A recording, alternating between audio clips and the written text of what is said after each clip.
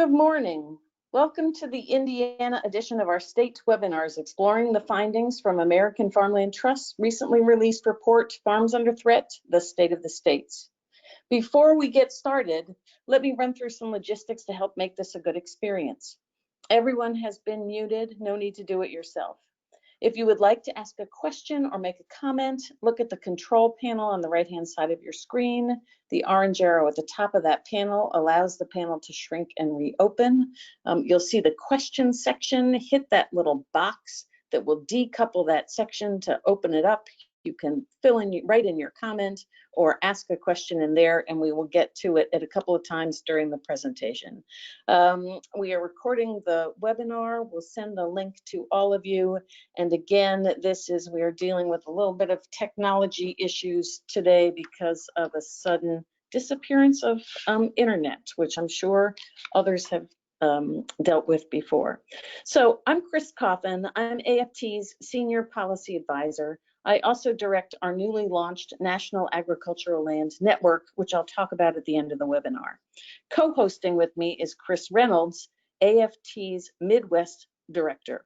Chris is based in Central Illinois, and let him introduce himself. Thanks, Chris. Much appreciated. As director of the Midwest region and being located in the Midwest and in Illinois, most of our programming has been focused on improving soil health and water quality. And along with the Farms Under Threat State of the State release and the research that's behind that, we hope to increase our presence in the farmland protection arena in much of the Midwest. And we are committed to increasing that area of our work along with other parts of our AFT mission. So looking forward to the conversation today, and I'll turn it back to Chris. I also wanted to just thank everybody for participating today. I wanted to acknowledge that we're being joined today by a number of valued partners, and these include representatives from the Indiana Department of Agriculture, members of the Indiana Land Resources Council, USDA's Natural Resources Conservation Service, the Indiana Farm Bureau, Indiana University, Purdue Extension, CTIC, the Nature Conservancy, along with the Conservation Fund and NSA Crane. Farmland loss is a complex and multifaceted issue, and it's going to take a concerted and collaborative effort to respond effectively in Indiana. We're so glad that such a diverse group of stakeholders was able to be part of the conversation today.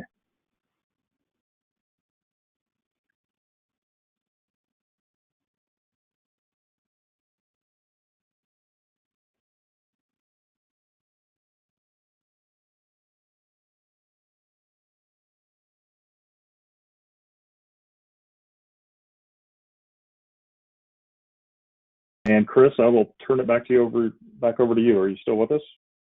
Yes, I'm sorry. I'm back. For those of you not familiar with American Farmland Trust, let me do a quick introduction. AFT is a national nonprofit membership organization founded in 1980. Some know us best by our No Farms, No Food bumper sticker. We began as and are still an agricultural land trust, but that is just one piece of our work. In the Midwest, as Chris mentioned, we are deeply focused on giving farmers tools to improve soil health and water quality. We are also expanding programming around land access and farm transfer and succession. And our work with farmers informs our research and our state and federal policy development and advocacy. So with that, let's turn to Farms Under Threat. Today, we are focusing on the State of the States, which is the second in this research series. State of the States paints a striking picture of the threats facing working farms and ranches in every state and documents the steps every state has taken to protect their agricultural land base from development. Next slide. We use a multi-pronged approach for State of the States that includes advanced spatial mapping to identify the threats to agricultural land and an in-depth analysis of state policy responses.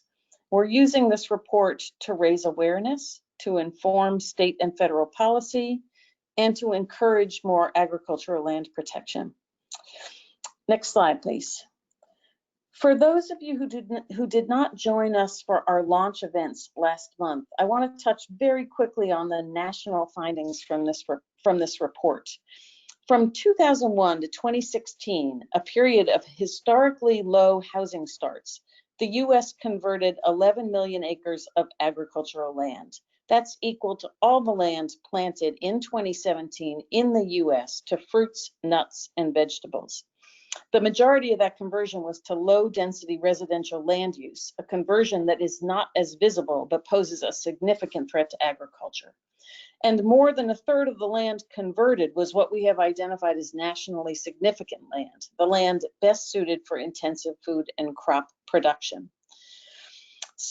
Next slide, please. You can see by this slide that farmland conversion is spreading across the Midwest. It is no longer a big city problem, but a small city challenge as well. And we will get into these shortly in the findings, but recognize that it is a growing problem across the Midwest.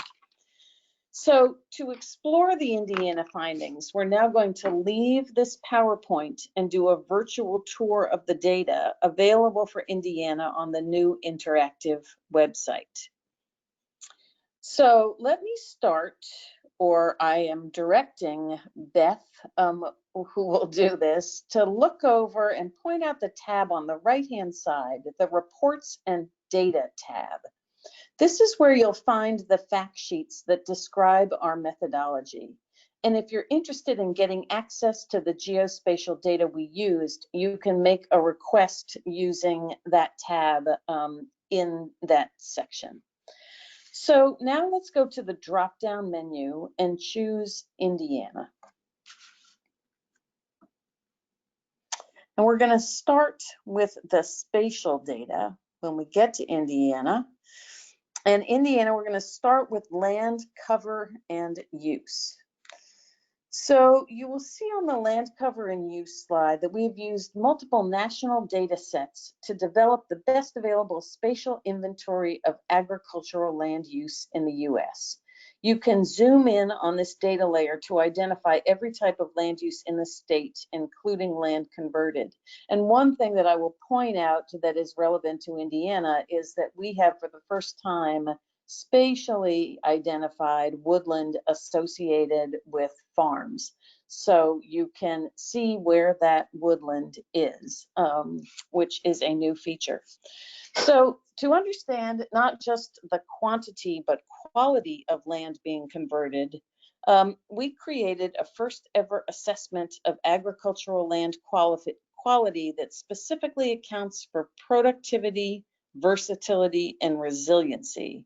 So now, Beth, if you can go to that PVR tab, that would be great.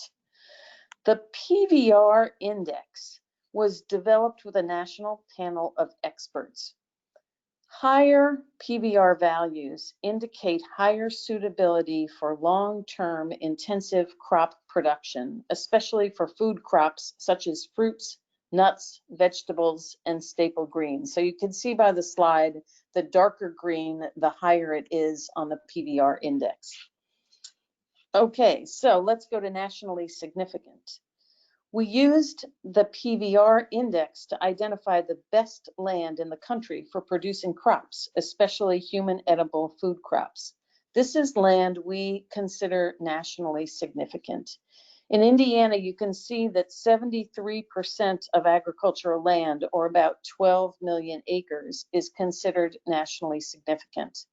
Most of it is in cropland, but note that there is some pasture and woodland as well.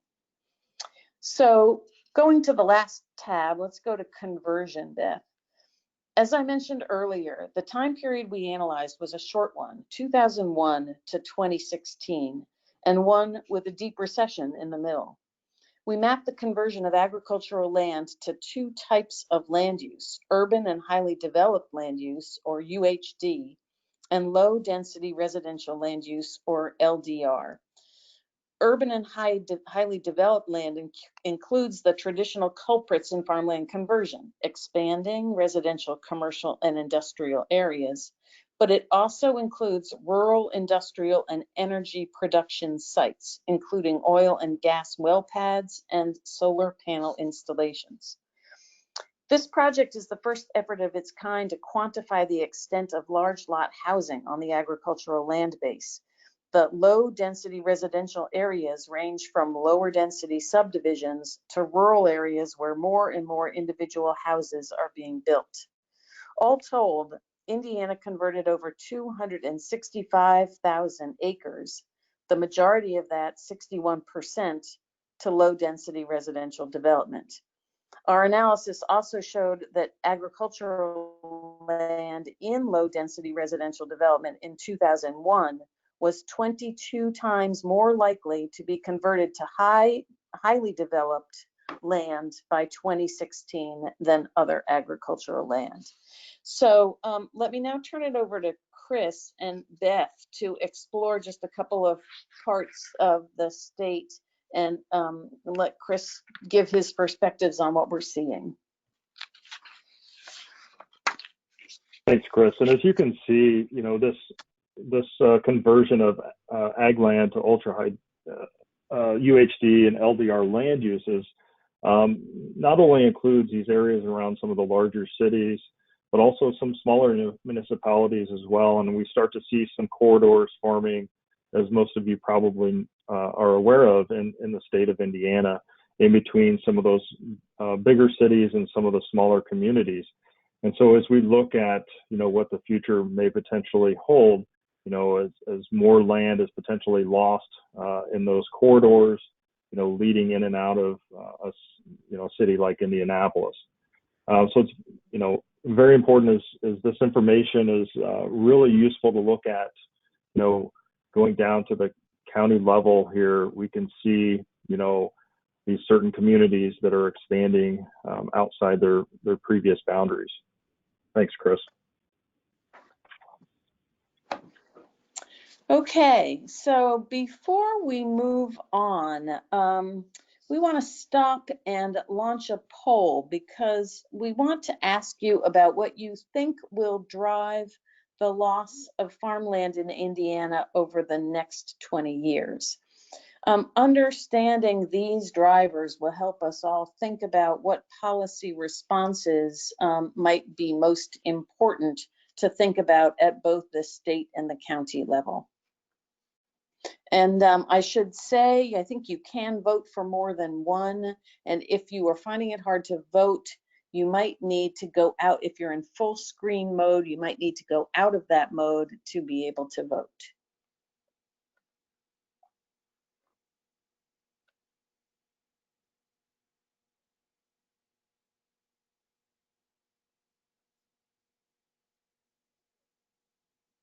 Okay, Beth, there. Well, I couldn't, yes, I can now see the findings. That is very consistent with when we've asked folks in other states about what they see as the continued driver, that poorly planned development continues to rank the highest. So although I can't see the generational transfer on my screen, so I don't know how that is ranking. But moving on then, thinking about that in terms of thinking, oh, now I can. Thinking about policy. So Beth, if we could go to policy now, we're going to look through the policy scorecard. Our intention with the scorecard is to highlight effective elements of state policies that address the three main drivers of agricultural land conversion. So poorly planned development, as we've talked about, weakened ag viability, and the fact that land is most vulnerable when it transfers between generations. We looked at 6 different types of policies and programs. And we chose the ones that were 6 that were the most closely identified to the agricultural land base. We recognize that there are many programs that are out there that are supporting the business of farming, and that is very important, that being able to make a profit on the land is the best way to keep farmland in farming, but we recognize that there are other tools that are equally as important to keeping the agricultural land base available for farming and farmers. So we looked at the purchase of agricultural conservation easement programs, or PACE programs. These are the same thing as purchase of development right programs. They are voluntary, where a farmer or a landowner sells his or her development rights in exchange for fair market value for those development rights. There are 28 states that have these kinds of programs.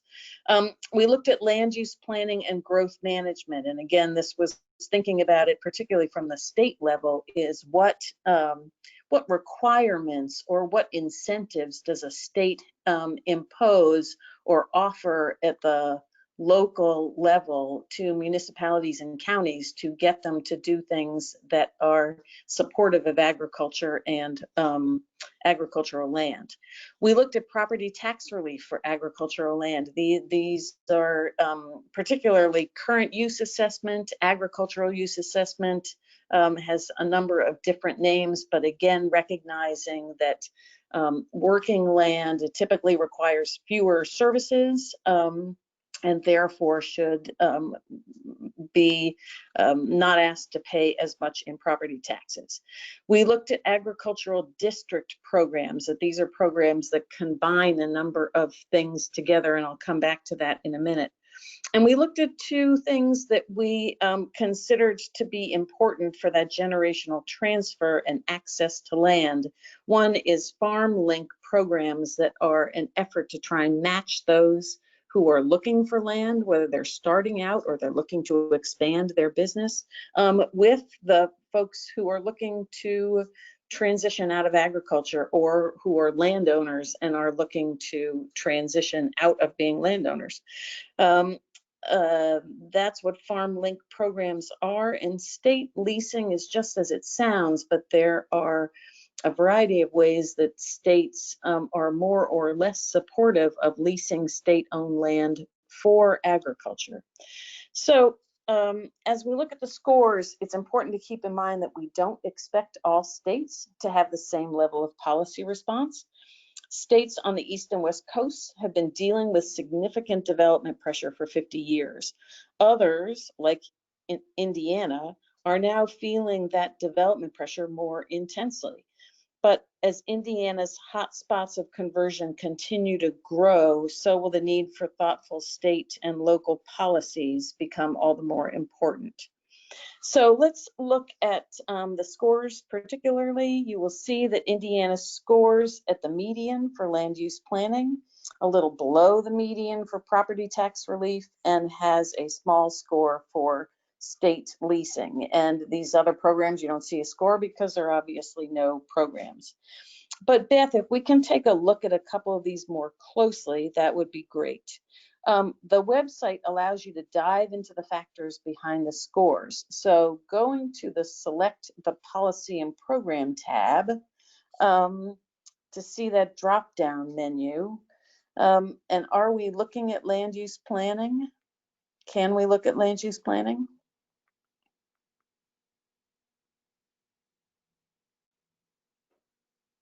Right, so scroll on down there.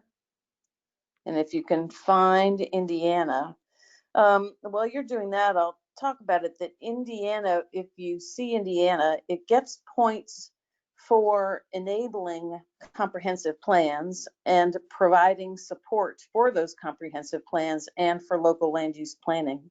And some of this support has been terrific. I have read the guide that was done last year by the Indiana Land Resources Council and Purdue Extension, which is fantastic. And I note that there is a state strategic plan for agriculture, but I don't know if that strategic plan has goals related to retaining and protecting farmland. But there are no goals around farmland protection or compact development. And these are the types of things where states that have scored highly have made those goals and encouraged or required counties and municipalities to abide by them. So that's sort of where the land use policies are. Let's go to, oh, and if you can, Beth, scroll down to the bottom of the page so that folks can see, they can look through the factors that went into each of the component scores. If you go down there, so you can see, this gives you an idea if you have time and want to come back to the website to look at how we scored states. So let's go on to property tax relief, Beth.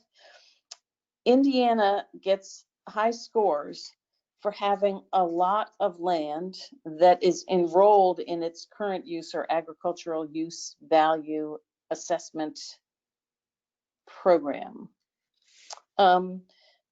which is terrific. In some states, though, land enrolled in current use is subject to withdrawal penalties if taken out of the program or developed, and that is one policy that AFT thinks is important as a way of incentivizing keeping land in active agricultural use. In some states, also, those withdrawal penalties have been used to fund the purchase of agricultural conservation easement programs. So again, that's another thing to think about if there are folks interested in thinking about how one might fund a state or a county PACE program. So, and on state leasing, it looks like there is state authority to lease land for agriculture, but that does not seem to be a priority. I'm not sure whether that's because there is not much land to lease in Indiana, or it's just not done much. So I want to talk a moment about some of the policies Indiana doesn't have. And some, like a PACE program, may be more suited for the county level. And there is a county PACE program in Indiana. But I would point out that there are 28 states that do have state programs. The value of the purchase of agricultural conservation easements is obviously the ability to permanently protect land. But it is important to note that there are other benefits to PACE programs. One, which is very important, is generational transfer, because having a PACE program and the ability to sell an easement makes it possible for a farm family to figure out how to transfer that land to a junior generation, or to retire and be able to sell land to a neighboring farmer or a younger farmer and have that retirement income and still know that that land is going to be in agriculture in perpetuity. It's also a very important reinvestment strategy, so that it allows farmers to capture some of the equity of that land and put it into reinvestment in the business, and whether that's to buy additional land, to pay down debt, to invest in new infrastructure or needs. Studies that AFT had done show that this is what most folks do with the money when they sell their development rights.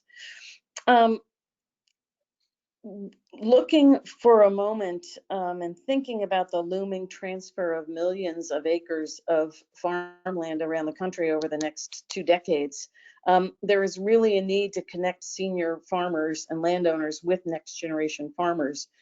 We've talked about FarmLink a little bit, but it doesn't necessarily need to be a public program, but we have found that where there is public authority and public support for such a FarmLink program, it tends to stick around longer, because again, it's a public investment. There is I don't know how many folks make use of the Federal Conservation Reserve Program Transition Incentives Program. That again is another mechanism by which there's possibilities to encourage transfers. I should go back on the PACE program. One thing that I forgot to mention is the importance as Indiana is thinking about it and thinking whether it makes any sense to have a PACE program, or counties think about it, that there is new funding in the 2018 Farm Bill for the Federal Agricultural Conservation Easement Program. There's $2 billion now available for a 5-year period, or 10-year period, 5-year period, sorry. And there's an opportunity through that program for a 1-to-1 funding match, meaning that it's a really good return on investment. So that is something to keep in mind. There's also the possibility of using the Federal Regional Conservation Partnership Program, or RCPP, which again is a good source of funding for farmland protection and other environmental objectives. So these are things to keep in mind about ways that you can possibly match federal or match county or state money. Let me, in closing, spend a minute on agricultural districts. 18 states use this approach, which allows them to combine several elements, including protecting farmers from annexation or eminent domain or nuisance lawsuits. You can also use districts to provide additional support, like some that do further reductions in property taxes if the land stays in agriculture for a certain number of years, or enabling certain types of zoning options. They are voluntary, they can grow over time, but it really is a way to think about taking steps that afford both some additional protections for farmers and the land that they are working, and providing additional benefits, and providing perhaps a pipeline in the future toward permanent agricultural land protection. So I hope that was a helpful cruise through the findings. If you have questions, please do write them down. So now, Beth, let's go out of the website. But before we do, we're going to launch a poll which asks which policy or policies you think would be most valuable to focus on for Indiana. And again, you can vote for more than one.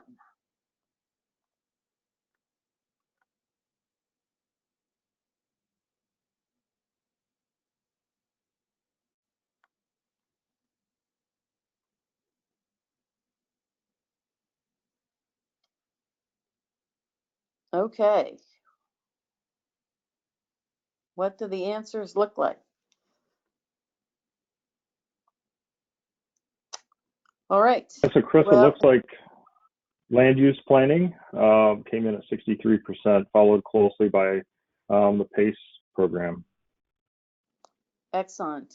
Okay, well that is good to know. And as I come back at the end and talk about the National Agricultural Land Network, we will be hosting a series of policy webinars beginning in the early fall. And this, knowing where people feel that they want to know more and where they think that states ought to go, is helpful in how we figure about how we think about those policy webinars and what we can start talking about in terms of tools. So let's go back to the PowerPoint. There is a slide, Beth, on the protected agricultural land database. There you go. We're showing this because the one thing that is missing from our spatial analysis is protected agricultural land. That's because there's not a comprehensive data layer that is focused specifically on agricultural land protection. We are building this new database now, and it's good to see that there is some green there in Indiana, which means there's protected land. But if you are a land trust and have been working on agricultural land protection, and we have not been in touch with you yet about getting data from you, we would love it if you would write that into the question box, and we would follow up with you. So with that, Chris, let's pause for a minute and have some questions if there are any. Yeah, thanks, Chris. We've got a few questions starting to come in. One of those is, why is there more nationally significant land in Indiana than land that is considered the state's best land? Right, because that's a little confusing. What it means when you go back and you look at the spatial data layers, nationally significant land is about the top third of all land in the United States in terms of the PVR index range. It's largely cropland, again, because that cropland can be farmed with the fewest environmental or the fewest limitations. But some states, like Indiana, are blessed with a very high percent of nationally significant land. And when we did the state's best land, we simply said, this is the better half. This is over 50% of the PVR and under 50% of the PVR. But what it means for a state like Indiana with such a huge amount of nationally significant agricultural land is that it looks like there is more nationally significant land than there is the best land in Indiana, and it's just sort of quirk of the way we did the process.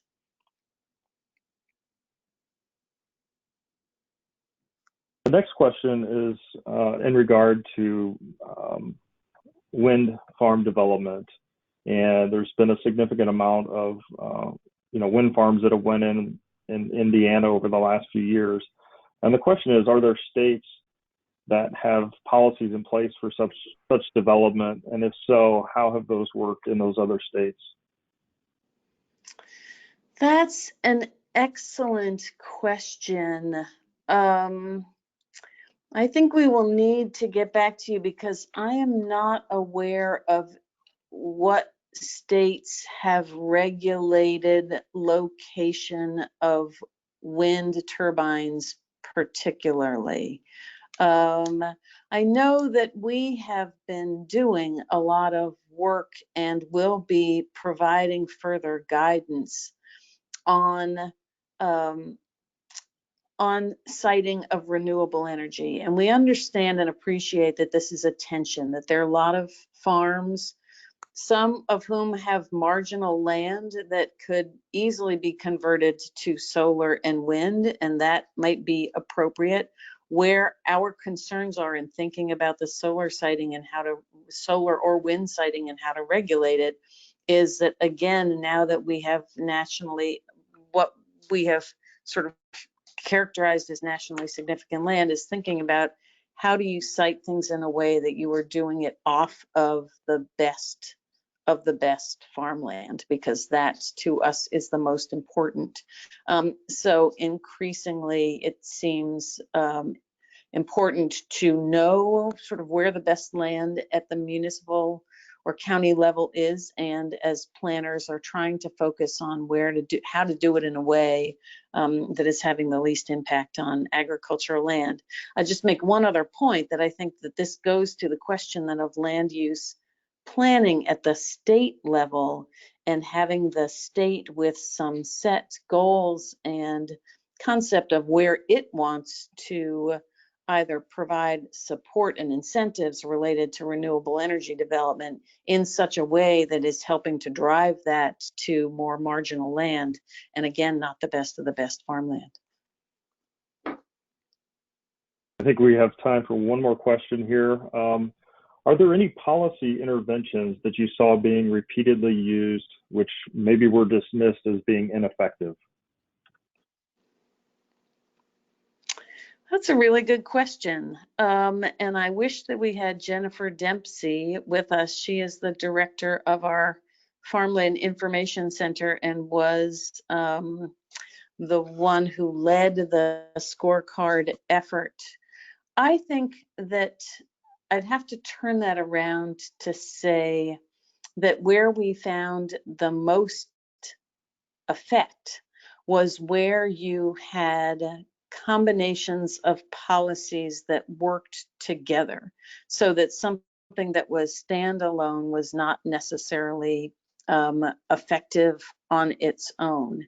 And I think about ones where on farmland protection, you've had a coordination between states and counties, where you've had agricultural districts that have helped to create a pipeline and a process that then can be used for prioritizing PACE program dollars, where you've had property tax relief, the current use programs, where they have provided additional incentives, so that they've sort of provided a continuum of benefits. So I don't know that we found any one particular policy that we felt was not effective on its own, but that we felt that a combination and a suite of policies is what you need, rather than just saying, well, a state PACE program is going to solve all the problems. It won't. We know that. We also, in thinking about what has worked and what hasn't worked, I think the sort of takeaway for us is that while there have been a number of states with robust state PACE programs, some of them have still not been able to keep pace with conversion. They're still seeing quite a bit of conversion. So for us, that has meant that focusing on land use planning, and again, a little bit of that carrot, and maybe the carrot and the stick approach, is what's needed to address the sort of targeting where development occurs.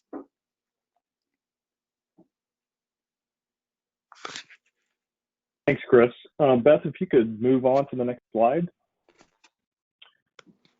So as you can see, time is not on our side in saving our farm and ranch land, which is why AFT just announced a bold goal of doubling the amount of permanently protected farmland by the year 2040, and reducing the rate of farmland conversion from 2,000 acres a day to 500 acres a day by 2040. Next slide. You can see here some of the ways that AFT will be strengthening its commitment to farmland protection here in the Midwest. One of which is establishing the National Ag Land Network. Chris will talk more about the network in a minute. We currently have a consultant, Brian Bordage, who's helping us launch the network here in the Midwest, working specifically in Michigan and Indiana as he gets started. This will allow us to do more capacity building and peer-to-peer learning for organizations who are or want to be taking an active role in protecting farmland. One of the other ways is by providing new leadership in key locations. We are currently increasing our staff capacity in the Midwest to focus on farmland protection, policy, and education, as well as farm transfer and succession. Protecting more farmland ourselves and with partners. In Indiana, we're hoping to partner with other land trusts that will help with complex projects. We've currently signed an MOU with NSA Crane and hope to assist with land protection efforts there. We'll also be advocating for stronger state and federal policies. Enacting farmland protection policies at any level requires a bipartisan coalition and active community engagement. In Indiana, we'll keep building awareness about this issue, laying the foundation of community support that will be essential to any future policy action. We'll also be promoting research-based decision-making. We plan to use the findings from Farms Under Threat to guide our activities on the ground, and we are on the lookout for opportunities to build on this research and learn more about what's happening to farmland on a local level. Next slide, please. So what more can Indiana do? Analyze and map agricultural land trends and conditions. Every state should have a way to track its agricultural land trends, and ideally should have a goal specific to retaining its land use space. Strengthen or adopt a coordinated suite of policies. We found for this project that the states with the most effective policy responses are those that have a coordinated suite of policies, not just one. We think there could be value, especially in the Ag District program for Indiana, along with increased planning support. Support farm viability and access to land. Finding ways to facilitate the transfer of land to next generation farmers is key. Some states have used beginning farmer tax credits effectively, but focusing on farm linking and state leasing could also be beneficial. Plan for agriculture, not just around it. Agriculture is often included as an afterthought in state and local planning. Planning for agriculture means thinking proactively about how agriculture fits into economic development plans, emergency preparedness plans, as well as land use planning. And finally, save the best, but don't forget the rest. AFT believes that all farmland has value and produces important co-benefits, but we believe that nationally significant land, because of its resiliency and ability to produce with few limitations, needs to be afforded a higher status in state and federal policy. Okay. Next slide, please. All right, I think we are back to questions, Chris. So if we have some, this is a good time for them.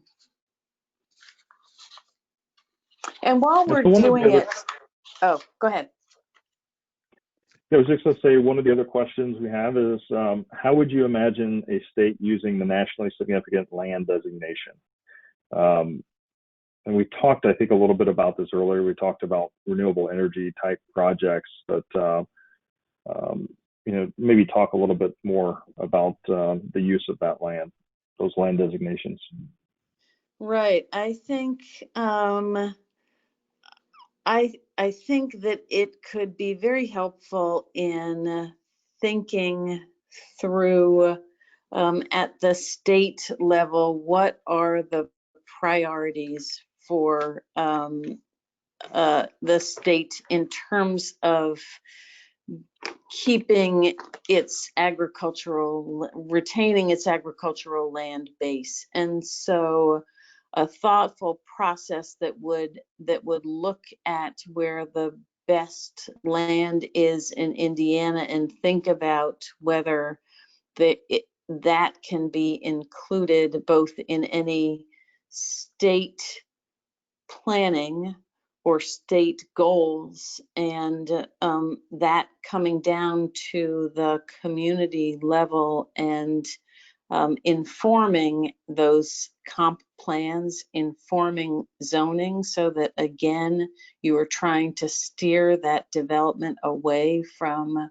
the most productive farmland. You know, the unfortunate thing is that the most productive farmland is also the easiest to build on, and we understand that, but it really trying to be much more intentional of steering development away from the best of the best. Again, Indiana is blessed to have so much agricultural land, and it's sometimes hard to avoid not developing on land. But again, thinking through how do you avoid the best and how do you shrink the footprint of that development is key.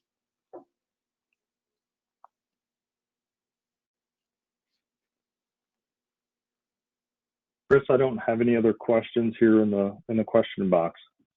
Okay. Great. Well, then let me talk for just a couple of minutes about resources that AFT has available that we hope will be useful to everybody on the phone. The first off is this interactive website that we really hope people will make use of.